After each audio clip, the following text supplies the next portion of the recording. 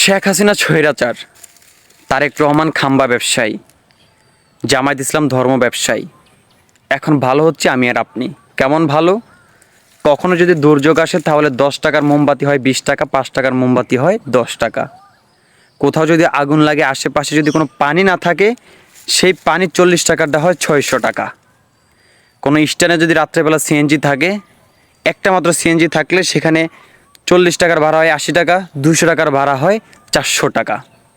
আমার কোনো গর্ভবতী মা যদি ডাক্তারের কাছে যায়, সিজার লাগবে না, তারপরও তারা ব্যবসা করার জন্য বলে যে বাচ্চার পানি নাই, মার পানি নাই, তাড়াতাড়ি সিজার করান। ভাই, যে যেভাবে সুযোগ পায় সেভাবে কামায়, কেউ ভালো না।